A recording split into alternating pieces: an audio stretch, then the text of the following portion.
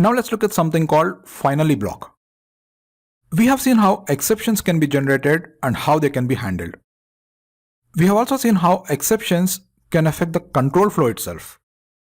That is, as soon as an exception is generated, rest of the try block is skipped and JVM starts looking for a matching exception handler. Normally such a control flow is fine, but sometimes the code might be using some operating system resources. In such cases, you would have to take some extra care. For instance, here is our send method from the demo. For the sake of this discussion, the try catch block is moved into this method from the share method. Also, some of the code has been omitted. Now if you recall, if destination parameter has a value of 0, we would write the input data to a local file. And we can use a file output stream class for that.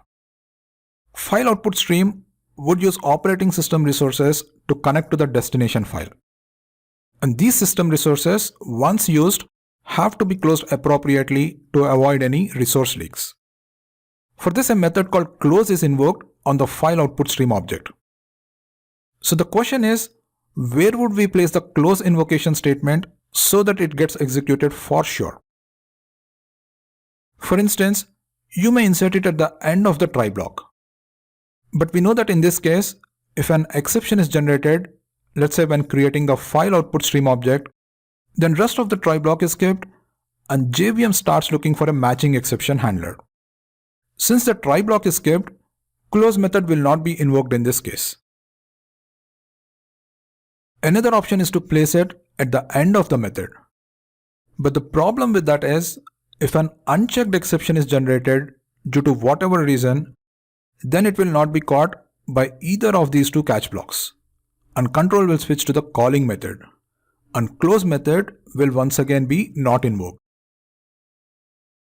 Among other options, you may insert it in the first catch block. But if an IO exception is generated instead of file not found exception, then control never goes into this first catch block and once again close is not invoked. Now in addition to the first catch block, if you also insert it in the second catch block, then that may still not help if some unchecked exception is generated. Even if that's not the case, the code is cluttered with multiple close calls. So what we need is one close invocation statement and it needs to be executed for sure. So we need a guarantee there. And for that, we can use a finally block in this way. It's an optional block and when present, it always runs. It would run even if an exception is generated and the corresponding exception handler is not present in this method. Only exception would be when JVM encounters a severe error or a method called exit, which is from the system class, is invoked. Exit method is used to terminate the JVM itself, which should be done in only some really special cases. As we see in this example, finally block usually contains any cleanup code. Another example would be closing of database connections. So if you have to execute something for sure, regardless of whether or not an exception is generated, then you would use a finally block. Otherwise, you wouldn't need it. Just note that finally block must follow any catch blocks. It cannot come in between a try and a catch block or in between two catch blocks. But if no catch blocks exist, then it must follow the try block.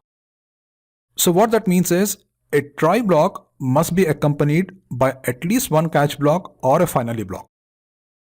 Also, you cannot have more than one finally block associated with a try block. Now let's look at the control flow when a finally block is involved. Let's assume we have one or more statements that may generate exceptions, and these statements are enclosed in a try catch finally block. So let's look at the cases when an exception is not generated and also when it is generated. First, if we assume that no exception is generated, then this is what would happen. First, the try block will be executed completely, which will be followed by the finally block, which is then followed by the code that comes after the finally block. But if an exception is generated, then the rest of the try block is skipped and JVM would check if there is a matching exception handler within that method. And if there is a matching exception handler, then that particular catch block is executed, which will be followed by the finally block, which is then followed by any code that comes after the finally block. But if a matching exception handler is not found, then the finally block is executed, but the important thing is any code following the finally block is skipped, and control switches over to the invoking method. And this process is repeated until a matching exception handler is found. For example, if we assume that the invoking method also includes a try catch finally block, then rest of the try is skipped, and if a matching exception handler is not found once again, then the finally is executed, but not any code following it. So that keeps repeating until a matching exception handler is found. So the point here is, if an exception is generated, then you cannot execute any code other than the code in a matching exception handler and the finally block. So that's about the control flow, and let's now test these different control flow cases in code. So let's switch over to Eclipse.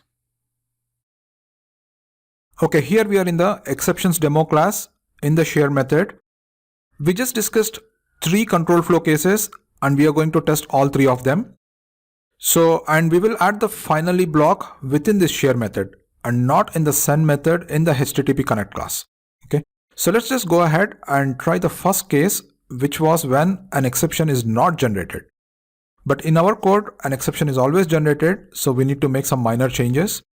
First thing is, let's pass 1 here, and if we pass 1 here, so destination would be 1 and an IO exception will be generated.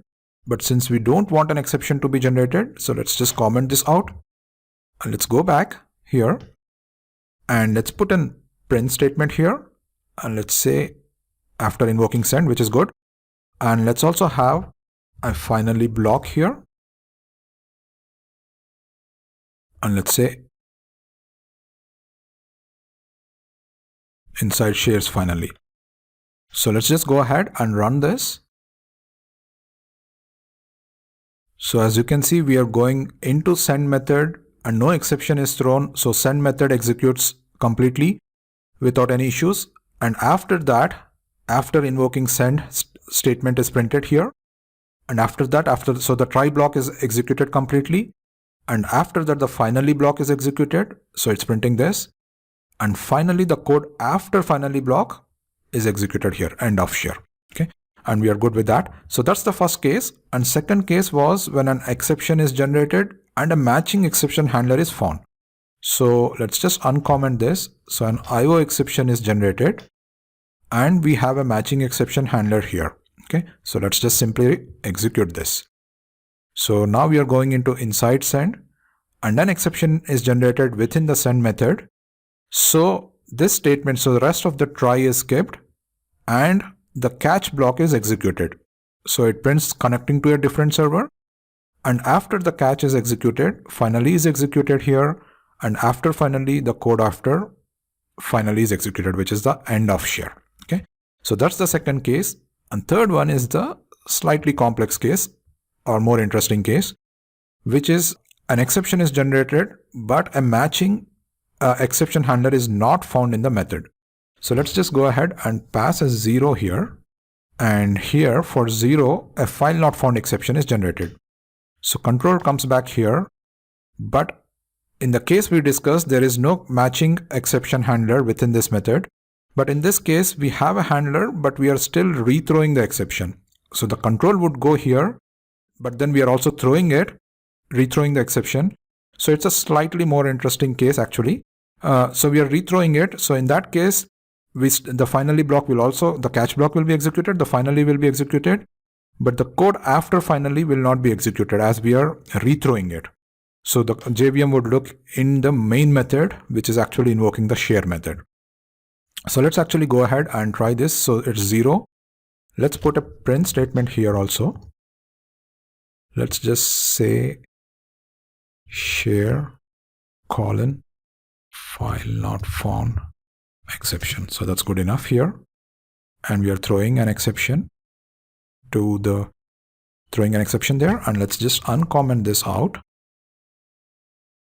And let's put a statement here after invoking share, and let me comment this out. So the control word also come here into this catch block. So let's just say main file not found exception, and let's also put a main finally here.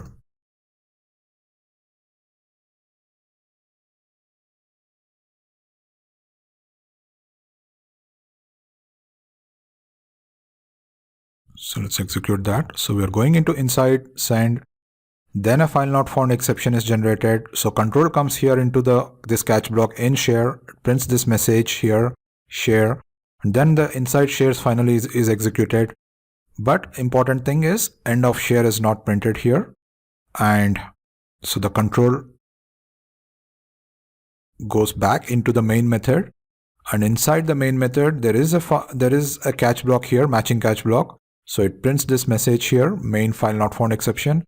Then it goes into inside mains finally, and since a catch block has already been encountered here, it prints the end of main method. Okay, but if we are rethrowing here, then this message will not be printed. So after inside mains finally, the program would actually terminate. Okay, so that's the only important difference. This particular statement will not be printed. So basically, when an exception is generated, no code will be executed except for a matching exception handler block and the finally block. Right? We discussed that. So that's the third case, and that's about it. Please go ahead and try this out, and you can also find the updated programs in the resources section. Okay, thank you and happy coding.